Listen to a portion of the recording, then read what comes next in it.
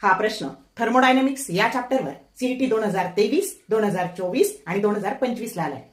Relation between efficiency इटा of Carnot engine and coefficient of performance eta 1 of a refrigerator is option A eta that is equal to 1 divided by 1 plus eta 1, option B eta that is equal to 1 divided by 1 minus eta 1, option C eta that is equal to eta 1 divided by 1 minus eta 1 and option D eta that is equal to 1 plus eta 1 divided by eta 1. आता आपल्याला काय दिलंय, काय विचारलंय, तर आपल्याला efficiency दिली आहे कार्नॉट इंजिनची आणि कोएफिशियंट ऑफ परफॉर्मन्स दिलाय रेफ्रिजरेटरचा. त्या दोन्हीमधलं रिलेशन आपल्याला काढायचंय.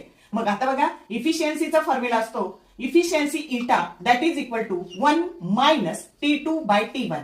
पैकी T2 हे टेम्परेचर असतं तुमच्या सिंकचं आणि T1 हे सोर्सचं टेम्परेचर असतं आणि T1 is always greater than T2.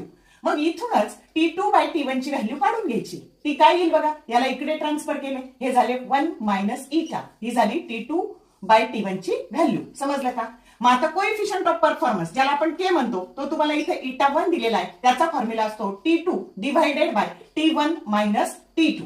मग आता इथे हे T2 बाय T1 येण्याकरता इथे प्रत्येक टर्मला T1 ने काय करायचं, डिवाइड करायचं.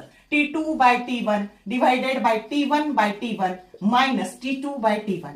मग आता हे काय झाले, T2 बाय T1 ची किंमत काय टाकायची, तर eta 1 coefficient of performance that is equal to 1 minus efficiency of a Carnot engine, इथे 1 मायनस इटा. आता 1 मायनस इटा हे 1 मायनस 1 कॅन्सल झाले आणि हे झालं इटा.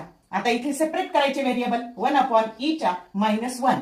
मग आता 1 बाय इटा दॅट इज इक्वल टू हे असेच ठेवले, हे इकडे ट्रान्सफर केले 1 प्लस इटा 1 आणि आपल्याला ही व्हॅल्यू काढायची आहे. आणि म्हणून coefficient of performance of a heat engine that is equal to, आता याला इकडे ट्रान्सफर केले, हे झाले 1 डिवाइडेड बाय 1 प्लस इटा 1, हे झालं रिलेशन.